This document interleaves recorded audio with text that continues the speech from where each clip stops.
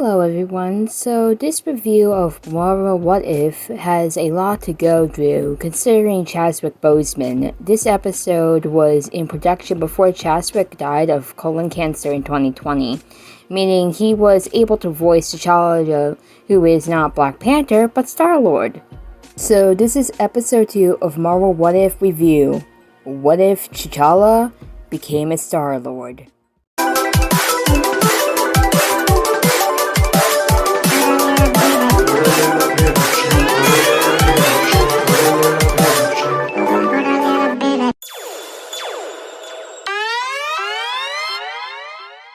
So let me think. I think I love this episode, but I only be saying that this now, and might say it in the next review, if I do make it. But let's talk about the beginning. Now, I will admit I forgot a lot of the Guardians of the Galaxy movies, but I'll try to do my best to recover all of that in here. Probably look it up in the wiki fandom of the MCU, maybe. But anyways, T'Challa is Star-Lord and not Peter Quill. We'll get back to Quill later. Of one reason, but I'm not spoiling it here. T'Challa wants to escape the world, but if we know the Little Mermaid movie or any other movies that get us to TV shows, you don't know, like, beyond this because they, the characters, they tell the protagonist not to, go over this and they say it's dangerous and all that stuff. And no, protagonists are not gonna listen. That's basically what happened here. They're gonna want to explore. So in 1988, Child T'Challa is taken by the Ravagers instead of Peter Quill. They do mention that they were going after him, but got T'Challa instead, and they take him away as he wanted to explore the world. But why not explore the galaxy as well? Now, there's a lot going on in episode 2. They made surprise you and have a little cringe, I guess, and how it's different from the original Guardians of the Galaxy timeline in the T'Challa Star-Lord timeline. That's what I'm calling it. T'Challa made a lot of changes to the Ravagers. They are still the same, but nicer, I guess, and more do the jobs like Robin Hood style, Phantom Thieves of Heart style. As a matter of fact, I'm mentioning the particular stealing from the witch and give to the poor guy. But so there were a lot of iconic characters who were bad and good in this episode from the movies, like Thanos is a good guy now. And so Nebula is rocking a snazzy blonde hair, and a bunch more, and there is Howard the Duck. I don't know much about him, but I do know where there was a What If comic where Thanos did help out the Avengers, but from what I know, it didn't go out so well. I won't spoil that. This episode is great because Chadwick was able to surprise his role as T'Challa through voice, but there was also another Black Panther actor who voiced it in this episode, Djimon Hounsou as Cloroth the Pursuer, who also voiced T'Challa in the 2010's Black Panther animation. I have seen it, but I was young, thinking of 2010's. I would have been about 6 years old. Sorry, my grandma interrupted me in the background when I was recording this. Okay, back. And from that animation style of the Black Panther, yeah, you may say that's not for kids. My parents happened to be watching it. It's mostly was my mom. Blame her. But hey, that was good to see 2 actors who played T'Challa. We did get to see Drax and other characters from the Guardians of the Galaxy movie, no Rocket Groot, and we got to see what Peter Quill was doing in this timeline and not being kidnapped by the Ravagers.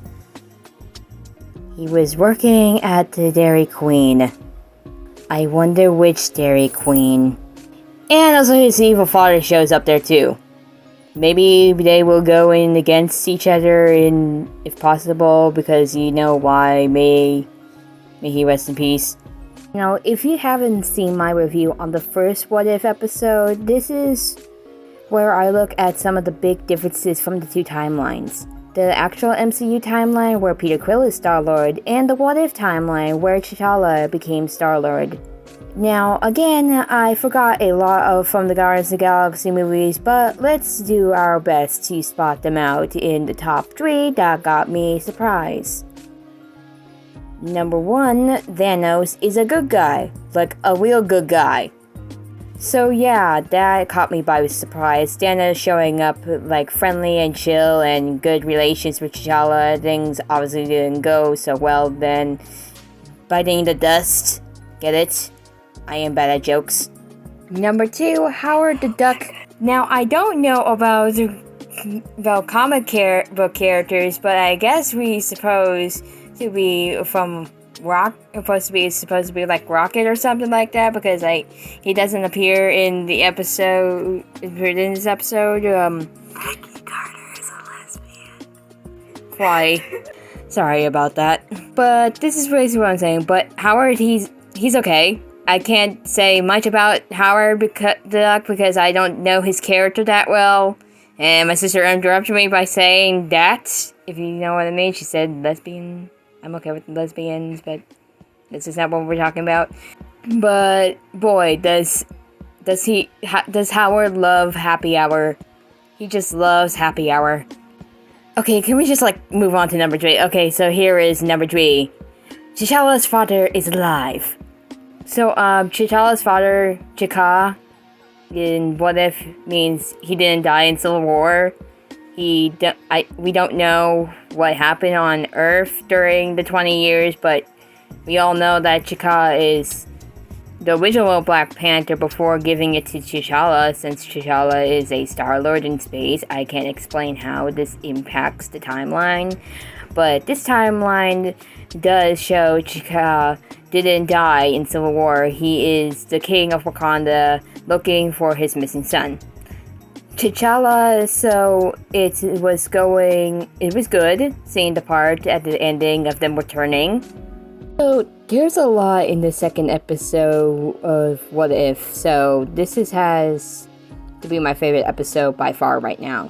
Even if Chadwick Boseman has passed away before the episode aired, really hits hard for me, and I bet a lot of other fans who liked the actor and the fans who liked his performance as T'Challa the Black Panther in the MCU. Chadwick is not dead in our hearts. He is alive as the Panther in all of us. And saying that really makes a person feel good, as my dad says, because he does do the Bible a lot with Bible studying. He says about death that you don't have to listen to this part if you don't want to, but I'm gonna say this. But he says, your body has 3 parts: a spirit, a body, and a soul. The body goes into the ground, while your soul and spirit goes to heaven, and all the other stuff. I think it's obvious where the soul and spirit would go if a person were bad, if you know what I mean. But anyways, it was good to see that, surprising to me, and moving on to the other final thoughts.